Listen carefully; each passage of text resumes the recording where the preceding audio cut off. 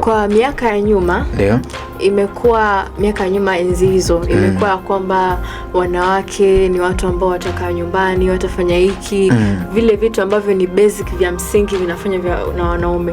Lakini sasa dunia imebadilika. Umeona kazi nyingi ambazo tumezoea labda wanaume wakifanya, labda kuwa engineer, kuwa daktari, na hivyo tunaona madaktari wa kike na kiume. Kwa hiyo tunaona kwamba uwezo upo kwa both genders, kwa wanawake na kwa wanaume. Hata pia tukija kwenye mfano mzuri wa masuala haya ya teknolojia, masuala ya ubunifu, tunaona pia wanawake wakizidi kunyanyuka kupamba moto, nao wanakuja kwa sana. Kwa hiyo tunaona kwamba wanawake wana play a big role, kwa sababu kama vile mwanaume anavyoona changamoto na kuwa na hizi kazi za kila siku, na mwanamke pia anaona. Umeona? Kwa hiyo tunaona pia nafasi ipo na wanawake wanazidi kila siku kuprove kwamba sisi pia tunaweza kufanya kitu fulani au kuleta changes fulani na fulani katika jamii yetu. Ndio. Okay, labda mimi nipende kushukuru kwa hilo, lakini pia unajua mwanamke ataanza kujiuliza sasa, mimi nitawezaje kufanya mambo makubwa? Tunatamani sasa kujua namna gani mwanamke aweze kujua thamani yake, kuna kitu gani kwake ili kuprovide kwa watu wengine. Sasa mwanamke anaweza kufanya mambo mengi, umeona, na kwenye sekta au kwenye vitu tofauti. Kuna upande wa viongozi, umeona. Unakuta mwanamke una karma ya uongozi. Kwanza kitu kimoja ambacho watu hawafahamu labda kwa wingi. Unajua mpaka mwanamke anakuwa ana uwezo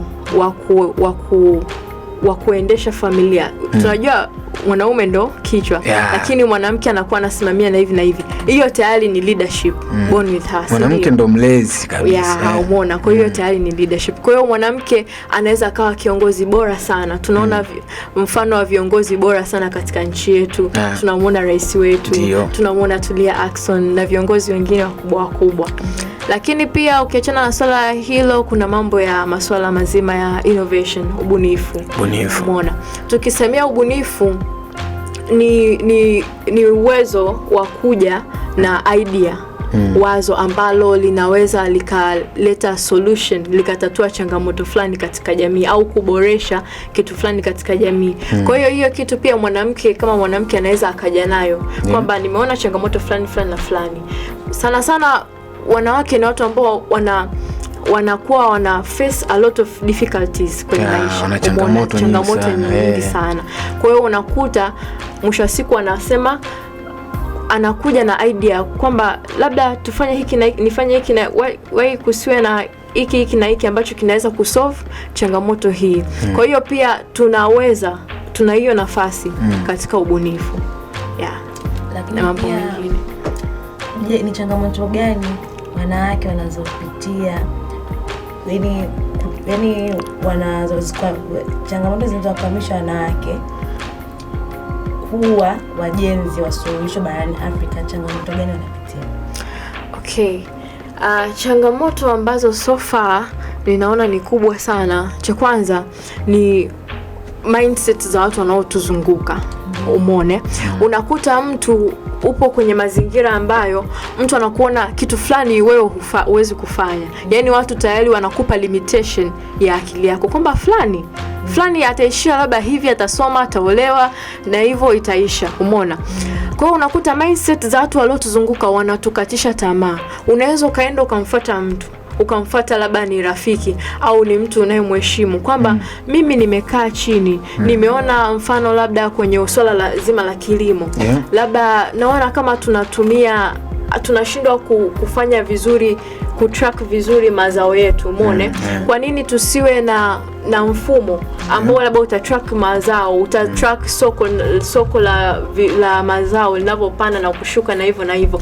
Mtu mwingine anamuona sasa, wewe kweli yaani unawezaje kufanya hiki kitu? Mwingine anacheka, anaona kama ni ndoto za mchana. Umeona? Kweli. Hivyo. Jambo la pili ni pia resources. Ndio. Umeona? Sasa unajua kuwa na idea ni kitu kimoja. Kweli. kuonesha ile idea, ufanyaji kazi wa ile idea ni kitu cha pili. Sasa unakuta mtu mwingine labda anashindwa ajue ni namna gani ataweza kuliwasilisha ile idea yake kwamba jinsi itakavyofanya kazi kuwaonesha watu. Tunasema like ukiwa na idea prototype kwamba idea yako inafanyaje kazi, umeona.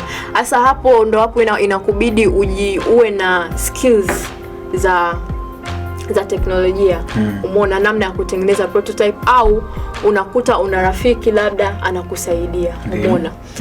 Swala lingine linalokwamisha ni kuhusu funding, kupata pesa. Unajua, ili utengeneze idea yako, mfano labda unataka utengeneze mfumo, si ndio? System, umeona. Hauwezi tu